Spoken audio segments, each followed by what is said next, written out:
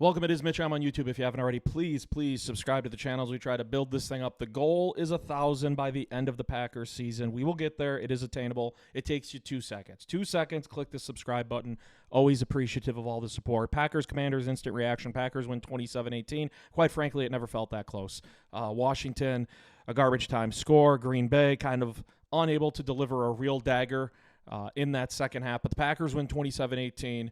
It felt more dominant than that. More importantly, the Packers now 2-0 on the season with 2 wins against very, very good teams in the Detroit Lions and the Washington Commanders. Now, on Instant Reaction, we always bounce around. It's right after the game. I get on, I record, upload the video, boom, we're all set. Double whammy here because I was at the game tonight. And so typically when we do Instant Reaction, I take notes during the game, bullet point some things to bring up. Obviously, I didn't do that since I was at the game. So we're really going to hop around tonight. And I guess we can start quickly. I just want to point out what I noticed pregame going into the game. It was a whiteout. I thought, the Packers did an okay job of promoting it. I didn't know how it would turn out because it wasn't like everywhere on social media constantly reminding people that tonight was a whiteout.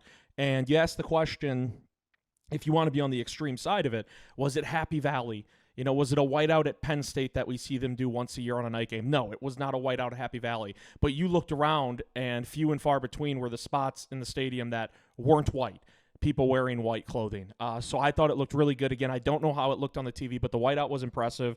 It was pretty damn good, And then you get into the game, and the quick starts for this offense have been such a pleasant change-up from what we saw last year. Keep in mind last year, you want to talk about 4 division games. You finished in 3rd place. Yes, you made the playoffs, but Green Bay finished behind Detroit and behind Minnesota. They went 0-4 combined against the Lions and Vikings last year. They flipped the script this year already once against Detroit. Now you beat Washington and Jaden Daniels, who's an ascending superstar quarterback in his second year, led Washington to the NFC Championship as a rookie, beat the Lions in Detroit, beat the heck out of Detroit in the playoffs a year ago. Detroit was the 1 seed coming off a bye. We all know the story. Jaden Daniels in the offense could not be stopped against the Lions. In Green Bay, 2 games against Detroit, 2 against Minnesota. 4 of its biggest games last year, notorious for slow starts. 2 games against the Lions last year, Green Bay trailed 17-3 at halftime, 17-7 at halftime. Against Minnesota last year, Green Bay trailed 28-0 at Lambeau Field. 28-0 to the Sam Darnold-led Minnesota Vikings at Lambeau. And in the game in Minneapolis at US Bank Stadium, the Packers trailed 13-3 at the break. And so you look at 4 games, big-time divisional games, 2 teams that made the playoffs a year ago. Green Bay scored a combined 13 points in those 4 games in the first half. So far this year, week 1, you led Detroit 17-3 at half. Tonight against Washington, I guess depending on when you watch this video, it might not be tonight, but recording it right after the game. Tonight led 14-3 at the break. Should have been more than that. We'll get to that in a second. Led 17-3 through 3 quarters. Green Bay, playing 2 really good football teams, has flipped the script, and we heard them bring it up all offseason. Jordan Love brought it up all offseason. Matt LaFleur brought it up all offseason. We have to get off to quicker starts. We have to get off to quicker starts. And they didn't put the caveat on it of against really good teams. But getting off to quick starts wasn't necessarily a problem against some of the competition that Green Bay, for better or worse, could punch down on last year, playing some lesser competition. Getting off to a slow start wasn't nearly as big of a problem as it was against the cream of the crop, against the Detroits, against the Philadelphias, against the Minnesotas of the world. You start this year against Detroit and Washington, and I'll be completely honest with you, when the schedule came out and I saw Lions-Washington, granted, both at home at Lambeau Field. One, you're coming off a short week, but so is Washington, but you get them at home on a Thursday night. I did say to myself, 1-1. I don't know what the win is, what the loss is, but come out of that 1-1 and I'll be happy. Not only are they coming out of this 2-0, it was a dominant win against Detroit. Green Bay put Detroit in a phone booth, beat the shit out of them week 1. This win against Washington, Green Bay was the aggressor. Green Bay put the Commanders on their toes, beat the hell out of them for 3.5 quarters. And it got to 17-10 at a point. It felt a little bit hairy. It felt a little bit scary. Green Bay hangs on, 27-18. Should have been up way more before it ever got to 17-10 in the 4th quarter. 2 wins against 2 really good football teams. Putting Washington in a torture chamber tonight for 3.5 quarters. The Packers' defense, Jeff Hafley's defense, did that. Now the offense has had these really good starts, right, against Detroit and Washington, so you can't really complain about that. If you're looking for perfection, you're probably not going to find it Every team is in pursuit of it. You never really truly have a perfect game in the National Football League. Might feel close, might be close sometimes. Everyone's in pursuit of that perfect game, though.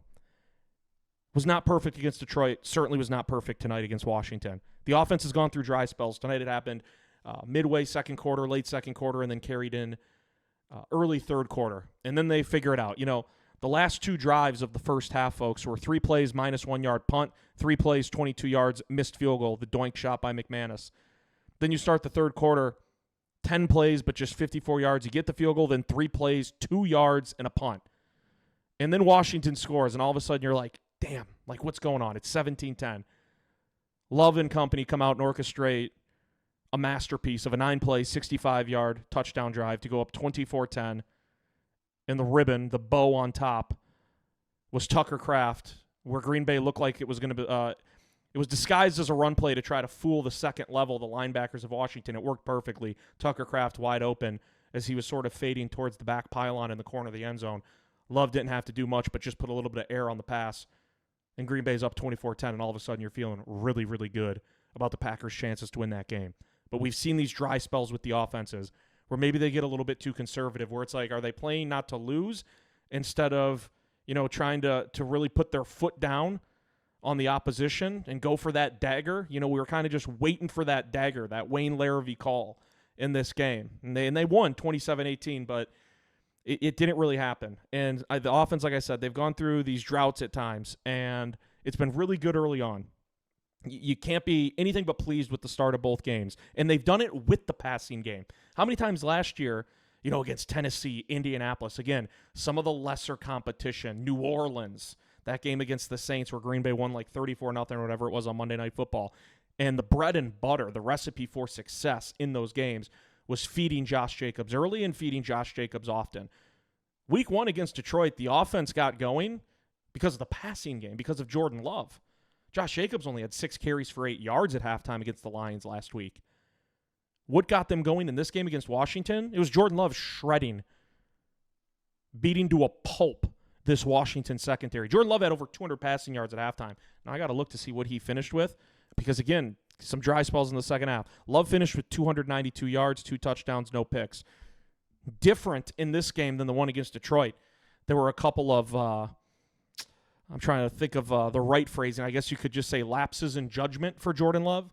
Should have had a couple of picks in that game against Detroit in the second half. One that was picked and taken back by Brian Branch for a touchdown, but there was a holding away from the play. And then Anzalone dropped one before that. There weren't any of those. I'd be surprised if I went back and did a deep dive and saw how many interceptable passes Jordan Love had in this one against the Commanders, because I don't really have one that comes to mind. Now, he missed a couple of passes.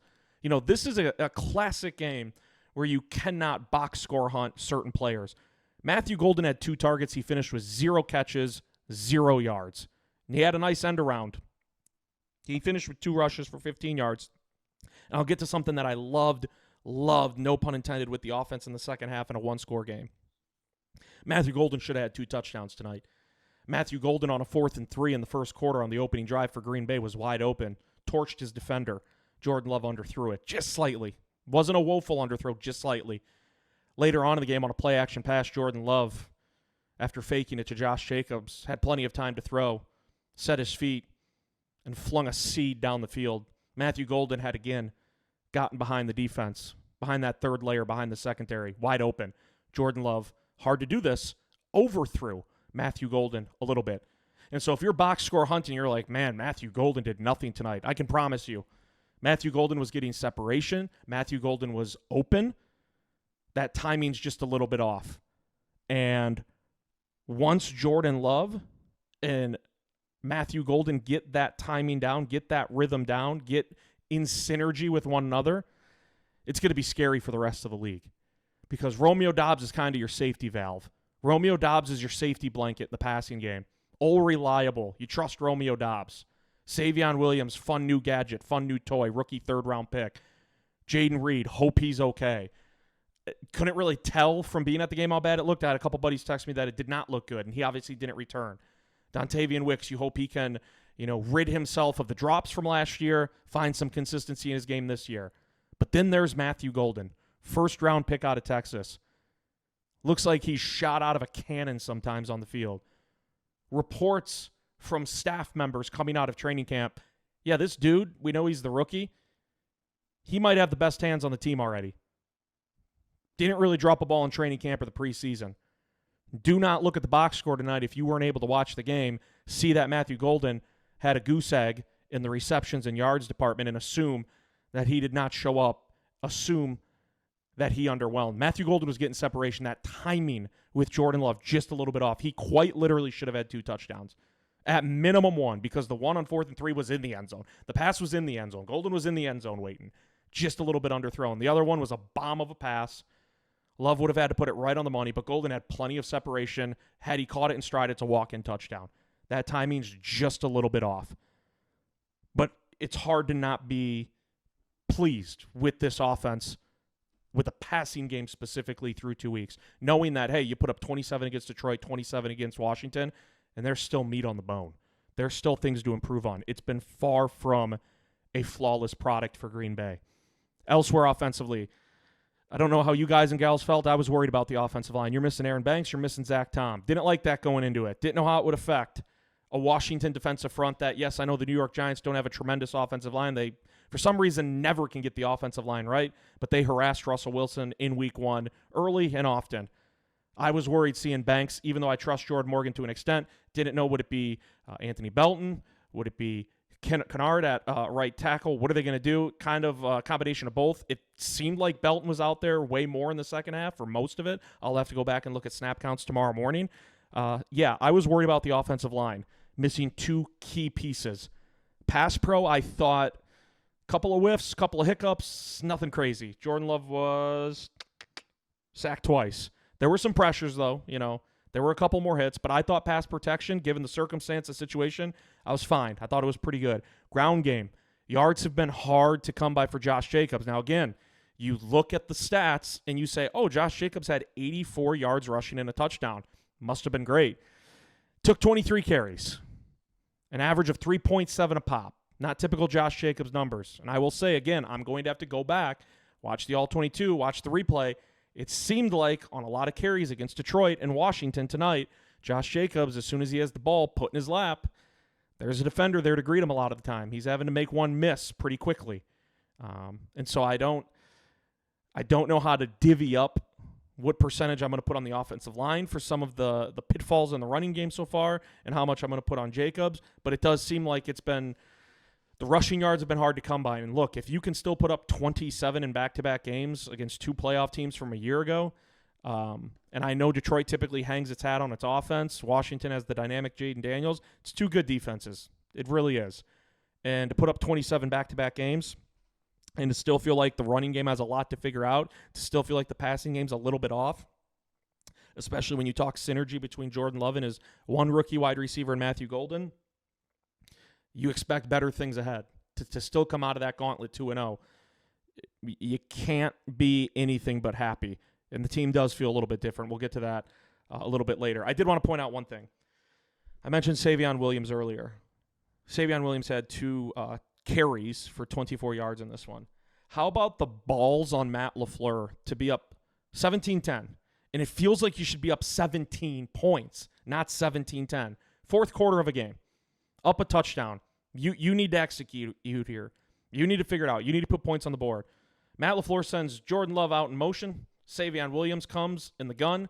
Remember that frog package? Go back, if you don't believe me, and I don't expect you to go back and watch this video, but when the Packers drafted Savion Williams in the 3rd round out of TCU in April's draft, I went back, watched some of the tape, read some of the articles, coaches' quotes, press conferences. They ran a frog package. I'm going to look it up right now. They ran a frog package. Kendall Briles, the offensive coordinator at TCU, and Savion Williams would play the quarterback position in this frog package for TCU last year. And he had damn near as many rushes as he did receptions last year at TCU. He being Savion Williams, Savion Williams had 60 receptions last year and 51 rushes. 60 receptions for 611 yards and 51 rushes. He had 6 receiving touchdowns and 6 rushing touchdowns for TCU. And when they drafted him, I said he's a bigger Debo Samuel. He can be that type of gadget for Matt LaFleur. And in a 17-10 game where you're starting to feel a little bit antsy because you know you should be up more, Green Bay says, let's pull this rabbit out of the hat and run whatever Green Bay calls it, the version of the frog package that we saw Savion Williams spearhead when he was at TCU. And now I need to find it. It was a big chunk play. I think it was over 15 yards. I could be wrong on that. And it was on the touchdown drive. Give me a second here. Again, we're rapid fire.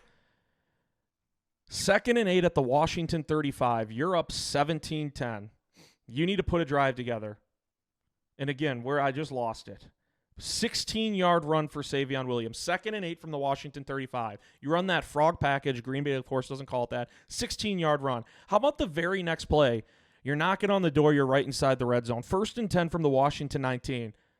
A little jet sweep hand to your other rookie wide receiver, your first-rounder Matthew Golden, and it goes for 9 yards and was almost a home run play to the end zone.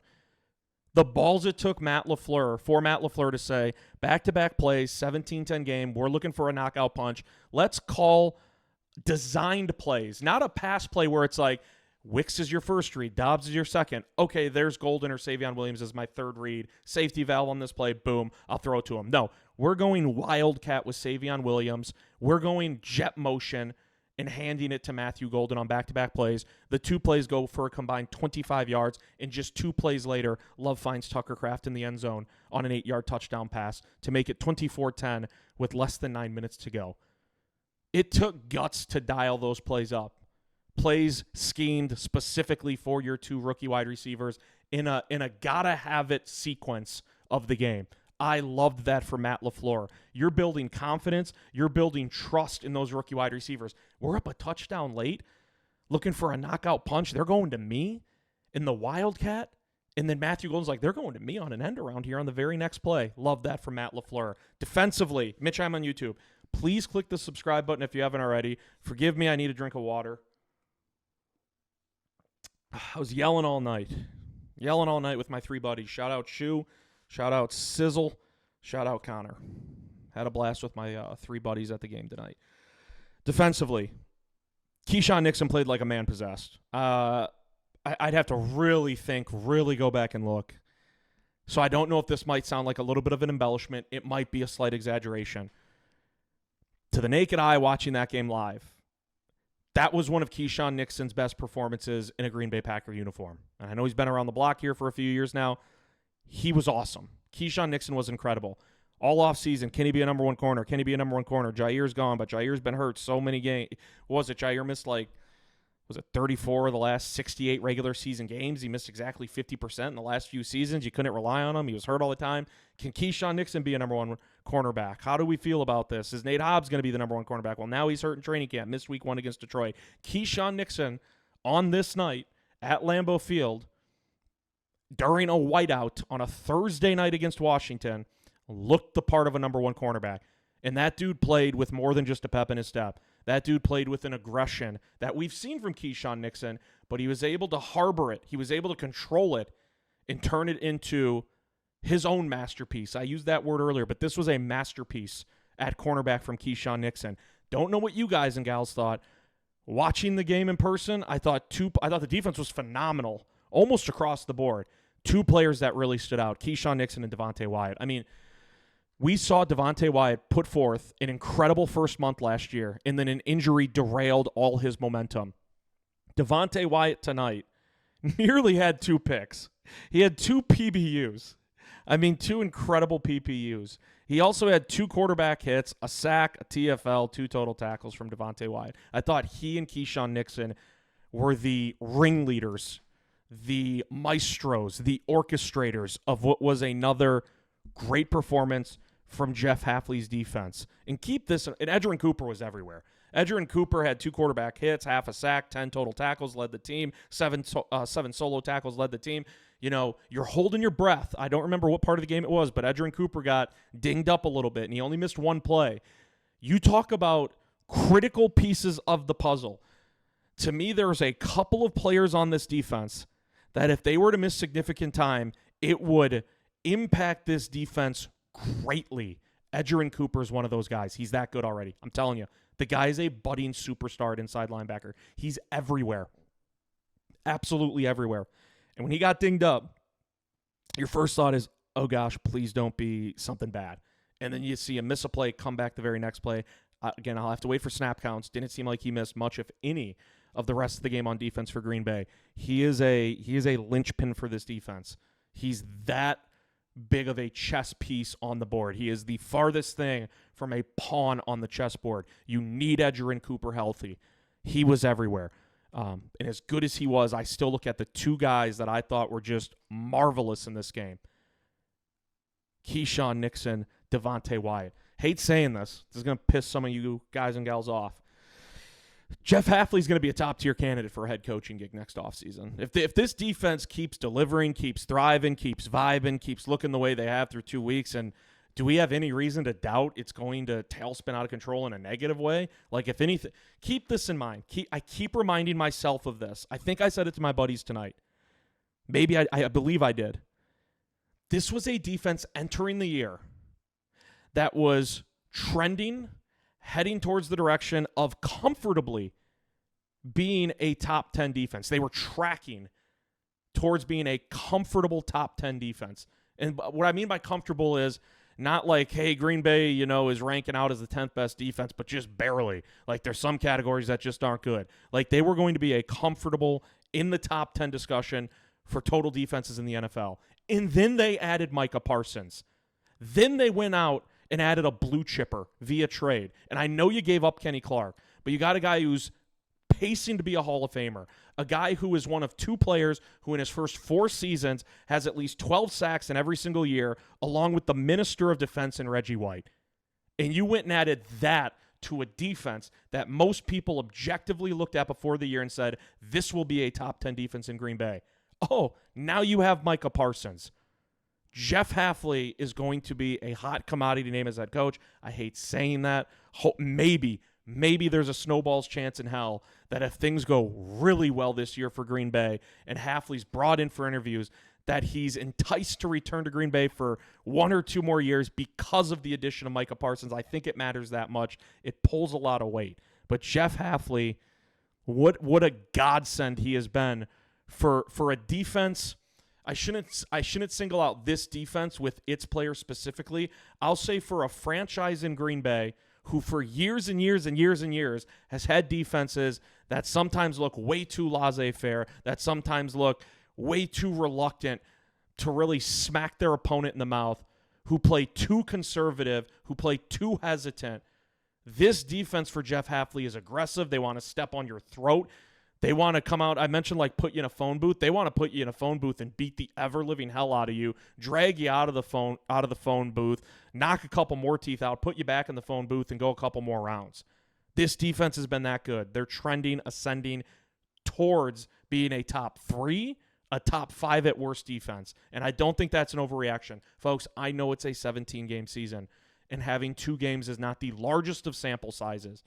But you just win against Detroit and Washington, who hang their hat on the offensive side of the ball in putting up points and smacking around opposing defenses. In Green Bay, if not for a garbage time touchdown against Detroit in week 1 that didn't matter, had no bearing on the final score, which was 27-13, Green Bay nearly kept Detroit out of the end zone for a full game. Washington didn't reach the end zone on a touchdown until the 4th quarter of this game on Thursday night. Jeff Hafley, A++ so far. And I know he has a lot of talent to work with, but I believe there were defenses under Mike Pettin, under Joe Barry, under Dom Capers that had a lot of talent and still just didn't play with that edge. They didn't have dogs. They didn't have pit bulls. They didn't have Rottweilers. Keyshawn Nixon's a Rottweiler. Nate Hobbs is a pit bull. Edger and Cooper is a pinball, and he plays with an edge. Now you bring in Micah Parsons. There's guys all littered on this defense that Jeff Hafley has injected life into, and they play with an edge. It's incredibly fun to watch. I will say it. This defense feels different. It really, really does. I know it's 2 games, but it's 2 games against 2 potent offenses, and Green Bay smacked both of them around. We'll finish with this. Can't hide special teams. It was a mess. Special teams was a mess. Matthew Golden fielded a punt inside his own 5. I believe the drive started on the 4 for Green Bay. Deebo Samuel had 2 big returns. Green Bay on a return of its own had it negated because of a holding call. Brandon McManus missed a field goal. Green Bay had to burn a timeout in the fourth quarter on what would have been a field goal attempt. Ended up being a field goal attempt, and they made it anyways. But they had to burn a timeout, which you never want to do in that scenario because it only had 10 men on the field. Special teams was not good for the Packers. Has to be better. Point blank matter of fact. And the alarming part about the special teams is it wasn't just one area. It wasn't like you can zone in on the kick coverage unit and be like, holy crap, that wasn't good, but everything else was great. It was the kick coverage unit, and I know Deebo Samuel's electric, but it was bad. What did Deebo have? He had, I was just like, take the touchback. Just tell McManus to kick the damn thing out of the back of the end zone. Deebo Samuel had 2 kick returns, total of 78 yards. And there was also a 24-yard punt return by Jalen Lane. Maybe that's what I'm thinking. Deebo had one. Well, Deebo had a 50-yard kick return and a 28-yard kick return. Lane had a 24-yard punt return, which for a punt return, 24 yards is a substantial amount. And so it was kick coverage, punt coverage, field goal unit. I know McManus has been awesome, damn near automatic, and this one barely missed it, doinked off one of the uprights. But it is a missed field goal. It is a box that has to be checked, and you're like, hey, we got to hammer this home. We got to figure this out. I know it wasn't the shortest field goals necessarily, but McManus missed a field goal. And then on the field goal attempt later on in the game, you're burning a timeout because you only have 10 men on the field. Punt return unit. Matthew Golden fielding a punt inside his 5. Those are just like basic 101 things. Mecole Hardman is on your practice squad. The reason Mecole Hardman, in large part, is not on your 53-man roster is because he had 2 gigantic mistakes in the same game in the preseason opener on punt return. He fielded one backpedaling inside his own 10 and was mauled down by the Jets coverage team. And then later on in the game, there was one that bounced once, twice, maybe 3 times, and he was indecisive and was like, I'm going to try to field it. And then he muffed it, and the Jets recovered inside the Packers' 10-yard line. You have to figure that out. Matthew Golden, I know he's a rookie. I'm not giving him that excuse. You're backpedaling. You're receiving a punt inside your own 5. Let it bounce. If it somehow sticks, if the coverage team somehow gets down there in the nick of time and buries you at the 2 or 3, you're getting the same result.